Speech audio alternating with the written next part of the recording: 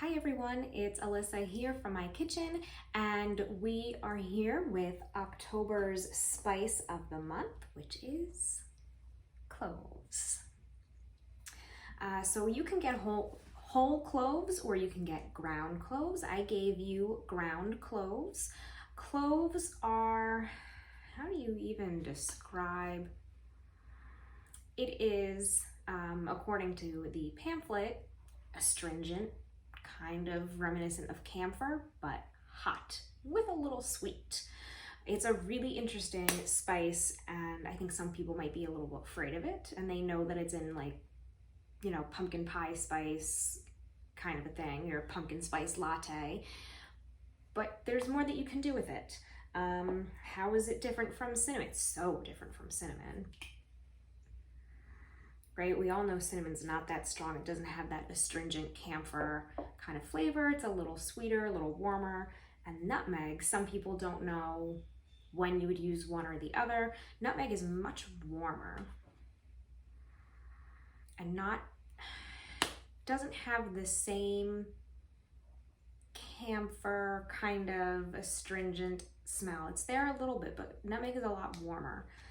So you use it oftentimes to round out flavors in sauces and items like a bechamel. Clove is just much stronger and gives you a really good kick of a warm, hearty spice. So what we're making today is mashed sweet potatoes. I do encourage you to make that orange loaf though also as well. You'll notice that it uses almond flour and arrowroot flour, which is a starch. So it is gluten-free, it's low, I guess it's low carb. Not really, I think there's regular sweetener in there, but it's lower than flour. But you know, a lot of us know people who have allergies or intolerances, and this is a really good recipe. I've made it before. You can get almond flour and arrowroot flour at pretty much every single grocery store nowadays, and I think it's really worth a try. You cannot substitute regular flour, it won't come out the same. It is delicious though, and I encourage you to try that. But I went with something simple today. So we're doing the sweet potatoes. You can see I have the pot on the stove right there. All I did first was this is the hardest part of the whole recipe, is that I peeled and cut the sweet potatoes. You know, they're hard to cut, so be careful and use a sharp knife, and they're annoying to peel. But then I boiled them for about 15 minutes until they were fork tender. You want the fork to just slide right through. And now we're gonna go ahead and mash them up with the rest of our ingredients. And it is so easy and so quick, and it's going to be delicious. So I'm gonna flip the camera down and I'll show you how we mash this all up. Okay, here are my sweet potatoes. I have some salted butter right here. I adjusted the recipe a little bit. I have a little less than 2 pounds of sweet potatoes. So I'm just kind of eyeballed some of these things. So I'm gonna go ahead and just put everything right in. You can see my sweet potatoes are still piping hot. You wanna do this while it is nice and hot, and you wanna serve it when it is hot and fresh. So I'm gonna go ahead and put my butter right in there. And then I have here some maple syrup and some half and half, a little less than 1/4 cup each. Pour that right on in.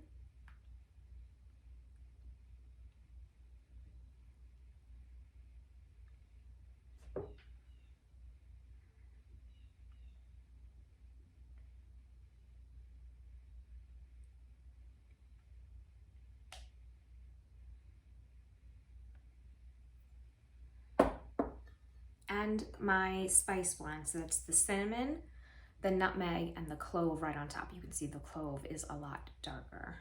I'm gonna go ahead and put that in as well.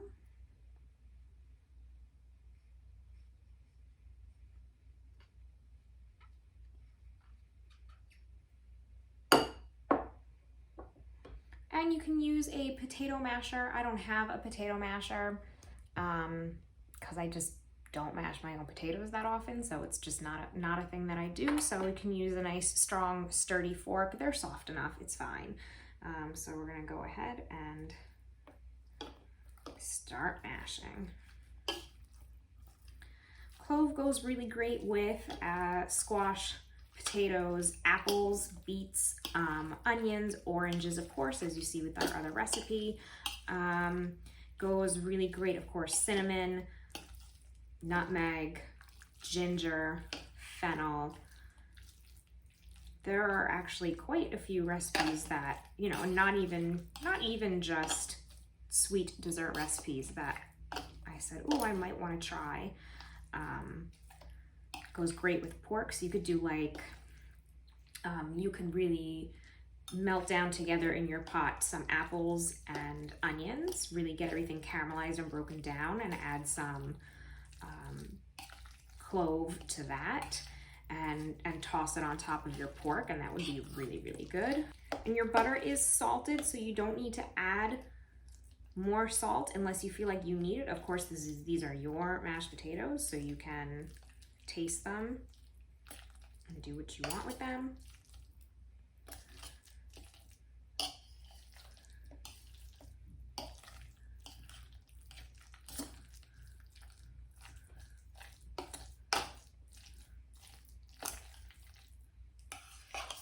You can make it as smooth or as chunky as you like. It's a little different than regular white potatoes. They're not going to get as gluey or gummy if you over mix, but you still just want to make sure that you're not over developing that starch. But they just have a little bit of a different texture than regular potatoes. So if you're kind of daunted by making regular mashed potatoes because sometimes they come out a little gummy, this is much easier.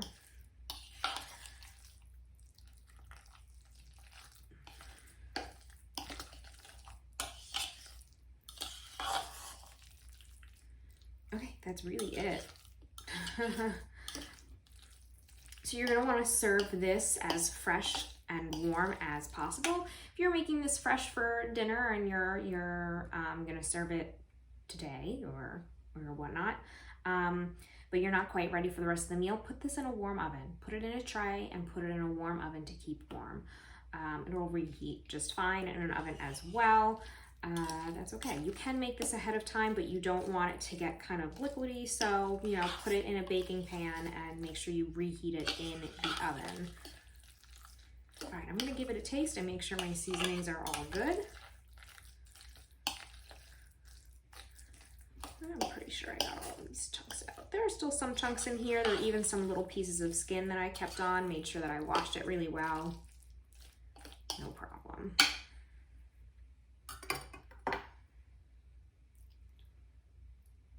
All right, there's our potatoes. All right, so this is really good. Might want to add another touch of, no, I definitely don't need to add more spice. I might want to add another touch of the salted butter, just to kind of keep the creaminess and the salt alive. Might just toss in a little bit of regular salt. I always say, if you're using salted butter, you don't need it.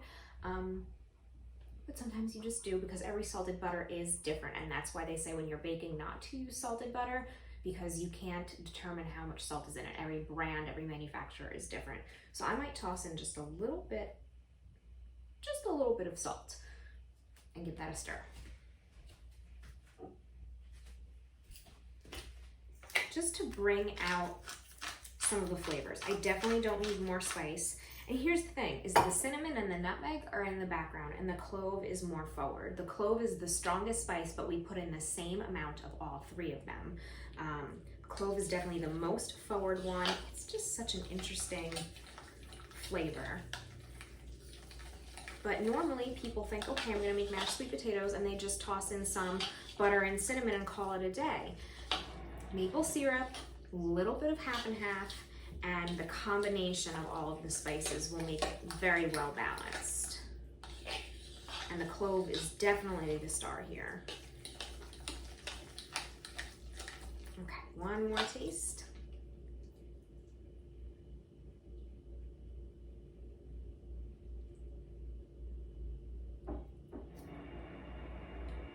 Perfect.